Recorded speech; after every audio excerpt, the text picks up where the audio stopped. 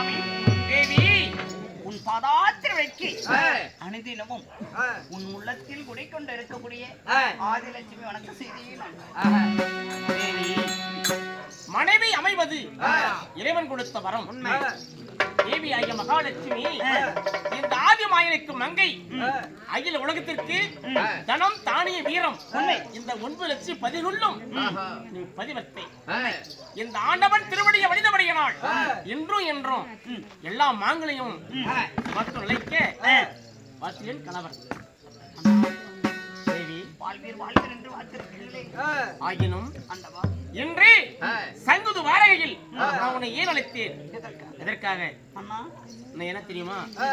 நமது மதிப்பிற்கும் மரியாதைக்குரிய நமது பள்ளிப்பட்டி ஊராட்சி மன்ற நம்ம தலைவர் சின்னம்மாள் தனபாலையாருடைய மாமியார் அந்த அண்ணா தலைவர் சொன்னாரு, என் மாமியா 9 மக்களை பெத்த நல்லத்தங்க மாதிரி 9 பிள்ளைகள். ஆண் மக்கள் 5 பேரு, பெண் மக்கள் 4 பேரு, 9 மக்கள். நடத்தங்காலுக்கு 7 பிள்ளைங்க. 12 வருஷம் மழை இல்லாமல் தன்னுடைய தாய் வீட்டுக்கு 7 மக்களையும் கூட்டிட்டு போறார் நடத்தங்கா. அது மாதிரி என் மாமியார வேண்டி ஒரு பாட்டு நடத்தங்கா பாட்டு சொல்லிக்கிறாரு நம்ம தலைவர். அவர் ஆசைக்கணங்க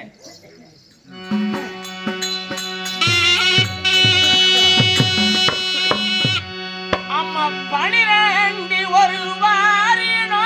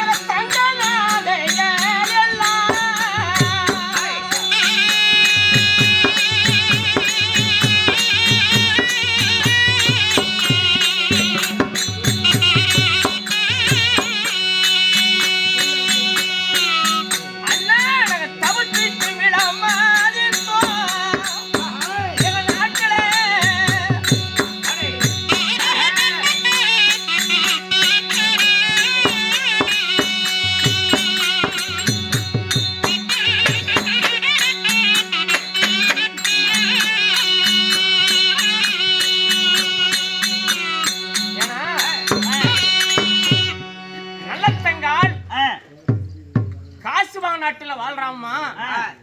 12 வருஷம் மழை இல்ல, பஞ்சம் பட்டினி. குடிபடைகளுக்கு நாட்டு அரசன் எல்லாத்தையும் வித்து போட்டாரு. கடைசியில 7 மக்களும் பசியோட வாழ்றாங்க.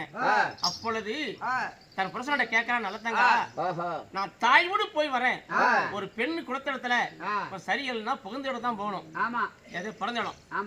அப்படி மக்களை கூட்டிக்கிட்டு 7 மக்களையும் கூட்டிக்கிட்டு நல்லத்தங்கால் எங்க போறா?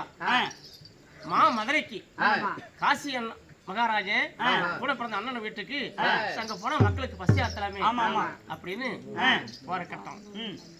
அட வாங்கலாட மக்களே,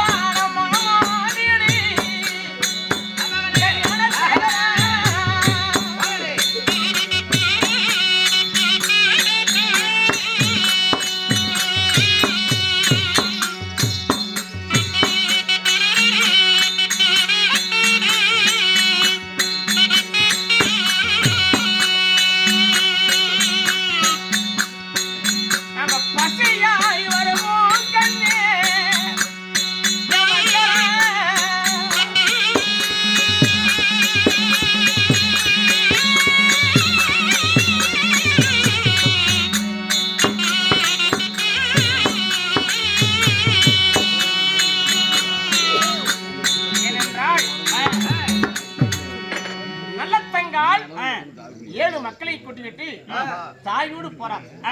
மக்களுக்கு பசி ஆத்துறதுக்காக பஞ்சம் பட்டினி, ஒருவேளை 3 வேளை சோறு கூட மக்களுக்கு இல்லாமல் பாலிருந்து வாயால குடுக்க இடம் கிடைக்கல. அப்படி இருக்கும் நேரத்துல ஏனென்றால் அவர் தலைவர் கேட்டாருன்னா, என் மாமியார் 9 மக்களை பெற்ற மகராசி நடந்த நடத்துல ஒரு பாட்டு பாடு. ஆனா நம்ம தலைவர் எப்படி செல்வாக்கா இருக்கிறாரு, ஆனால் தன் இன்னும் தன் தந்தை தாய் கூட அவளுக்கு அறிந்திருக்க மாட்டாராம். சொன்னாரு அவளை மனம் கலங்கி தலைவன் கலங்கிட்டாராம். மாமியார் சத்த நின்று கண் கலங்கிட்டார். ஏனென்றால் அந்த ஒரு பாசமாகப்பட்டது. இந்த வீட்டுல புகழ்ந்த மருமகன ஒண்ணு இந்த 5 மக்களோட அவரு ஒரு மகன். ஆமா, இந்த நேரத்துல ஆழ்ந்த இரக்கம், ஆழ்ந்த துயரம் இருந்தாலும் தெய்வ சபையில நமது பகவான் நாராயணன் அடைஞ்ச பிறகு சொர்க்கம் போய் சேரும் பொழுது எல்லாம் கண்களை பாருங்க. கதையை ஓட்டின நேரங்கள் இல்லை.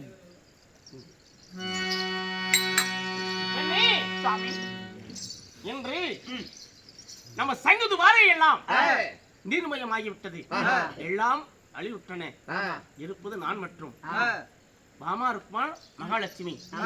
இருந்தாலும் இன்று அஸ்திராபுரம் சென்று என் அத்தை மக்கள் பாண்டவை நான் பார்த்து வருகிறேன். அண்ணா பெண்ணே, பார்த்து வருகிறேன் என்று சொன்ன உடனே அண்ணா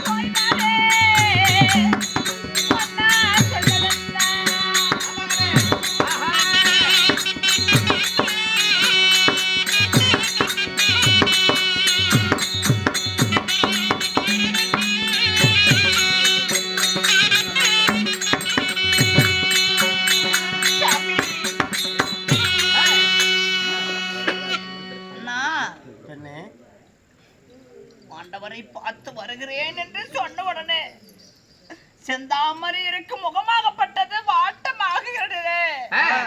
உலகத்தில் காக்கும் கடவுளாச்சு. எதற்காக உன் முகம் ஆடுவது காரணம் என்ன? உன் கண் கலங்க காரணம் என்ன சாமி? ஒரு மனித பிறவியில வருவிதி வந்தால் வழியிடம் தங்காது. கரையை துடைக்கலாம், ஆனா காய்கறி ஆத்தோடு நீந்தரலாம். அந்த விதியினும் இருக்கிற விதி பயன், அந்த விதி பயனை வெல்ல வேந்தனாலும் ஆகாது. முடிகட்டு ஆண்ட மன்னனும் முடிவில் பிடி சாம்பல். மனிதனா பிறந்த ஒவ்வொருவருக்கும் பிறப்பு இருந்தால் இறப்பு நிச்சயம். சரி, நான் தெய்வமா இருந்தாலும் நான் இன்றும் நாளையும் என் பிராணம் என்னை விட்டு பிரிய காலம் வந்துருச்சு. அதனால பெண்ணே, தேவியாய் உன்னிடத்தில் நான் உரைக்க தயக்கம் இருந்தாலும் எல்லுக்குள் என்னை போல் எங்கு இந்த கடவுள் பாண்டவரை உள்ளங்க நெல்லிகளை போல் காத்த எம்பெருமான் இந்த கடைசி நேரத்துல என் அத்த மக்களை போய் கண்ணுல பார்த்தா எனக்கு நல்லது கிடைக்கும். நான் இறந்த பிறகு எனக்கு யார் செய்வார்? அண்ணா சாமி, அலையாத வீட்டுக்கு போனா வைக்கூடாது என்று சொல்லுவாங்க. உனக்கே அழைப்பு இல்லையே. அவங்க நாட்டுல தான் இருக்கிறாங்க, நாடு ஆண்டுட்டு இருக்கிறாங்க. அன்று தான் பாவியாக துரியம் செய்யும் அச்சகத்தினால் மாமா என்று தங்கா அண்ணா என்று சொன்னா அச்சதமே போய் காத்து வருவேன். இப்ப நாட்டுல தான் அழைக்கிறாங்க. அழைப்பில்லாத போகக்கூடாது சாமி. பாண்டவர்கள் என் அத்த மக்கள். இதுவரைக்கும் என்னை ஒவ்வொரு நாளும் பூஜை மண்டபத்தை அமர்ந்து கண்ணா மணிவனை தோத்திரம் செய்வார்கள். தோத்திரம் செய்தா மட்டுமே நான் உனக்கு பார்ப்பேன். இன்னைக்கு அழைப்பில்லாம போறியே, ஏனென்றால் நாளை கலியுகம் பிறக்குது. கலியுகம். சரி, கலியுகம் பிறந்தால் தர்மம் இருக்காது. சரி, அதர்மம் தலைவிரிச்சாடும், தர்மம் தலை குனியும். ஆனா தர்மராஜா இதை பார்க்க கண்ணு பார்க்க கூடாது. அவரை கொஞ்சம் கைலாசம் சேர்த்துவது என்னுடைய கடமை. அதனால ஆயனாய எம்பெருமானை மறுமுறை என்னை நல்லா உச்சி நோக்கி பார்த்துக்கா. மறுபடியும் நீ பார்க்க போறியா?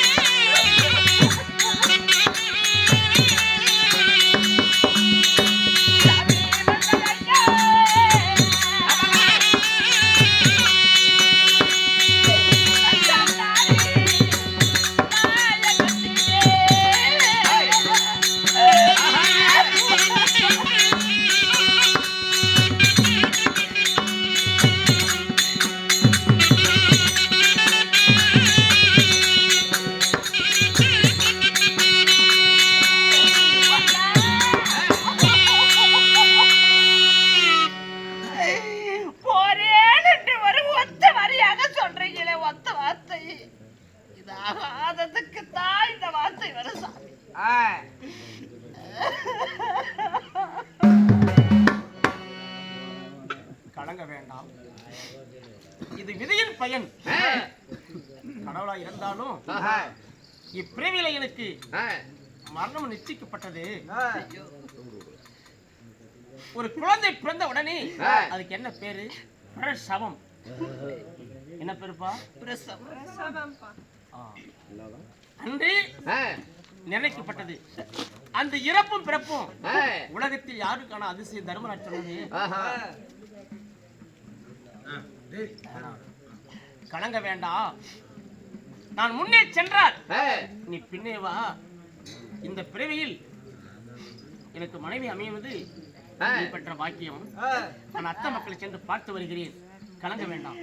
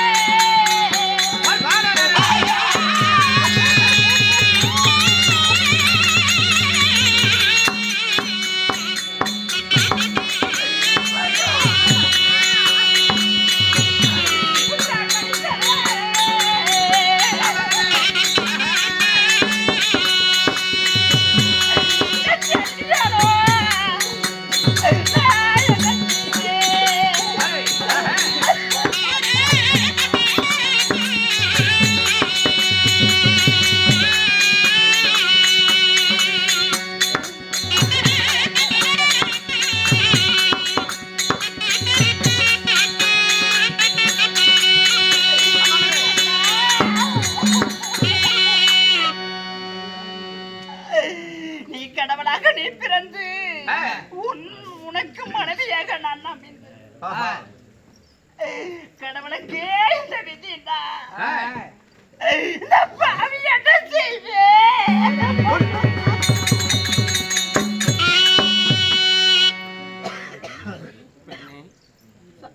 கலங்க வேண்டாம். விதியின் பயன் வந்துட்ட விதியை நொந்திட்டாலும் ஆகாது. ஒரு மனுஷனுக்கு வந்த விதியை நொந்தாலும் ஆகாது. அது விதியினுடைய விதிவாசம். இன்றோ நாளையோ என் பிராணம் என்னை விட்டு பிரியும் காலம் வந்தது. கலங்க வேண்டாம்.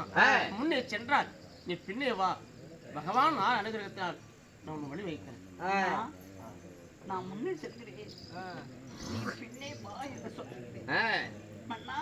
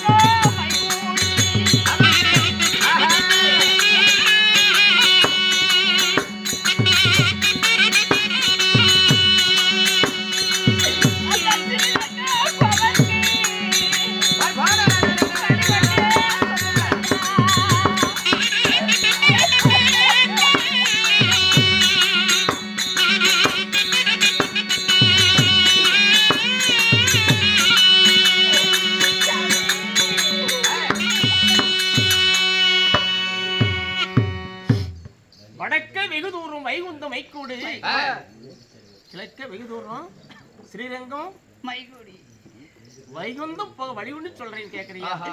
வழி ஒன்று சொன்னா அந்த வழியே பார்த்து உன்னை காண்பதற்கு வந்து விடுவேன் சாமி.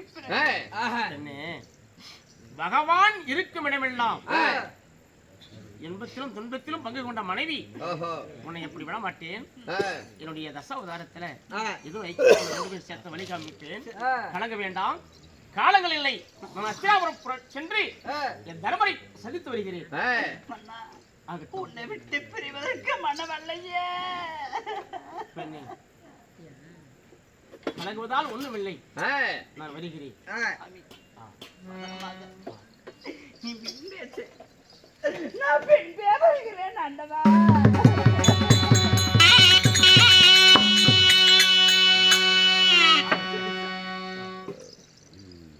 இப்பொழுது அழைப்பில்லாமல் இந்த அத்த மக்கள் பாண்டவரை காண்பதற்காக எம்பெருமான் புறப்படுகிறார். அவர் ரத்தினை கருணை ஏறி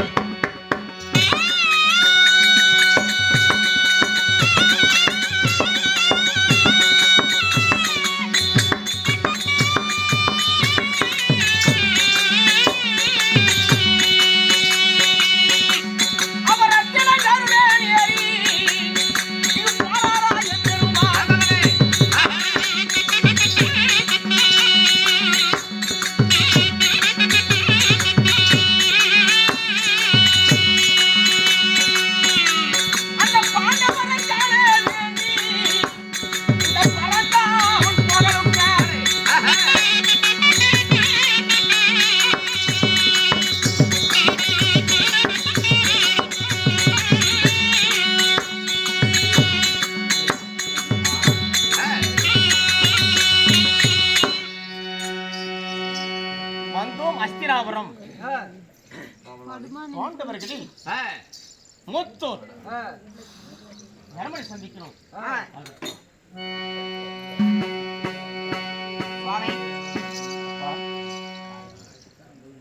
மாதவா ஆண்டவா, பதநீர் குறைந்து விட்டதா? வந்து கொண்டு இருக்கிறதா? இருக்கிறது. எவ்வளவு இருக்கு? அதோ வந்து கொண்டு இருக்கிறது. இருக்கட்டும். இருந்தாலும் தர்மரை பார்த்து மாமனாய் கண்ணன் வந்தார் என்று சொல். ஆகட்டும் சுவாமி.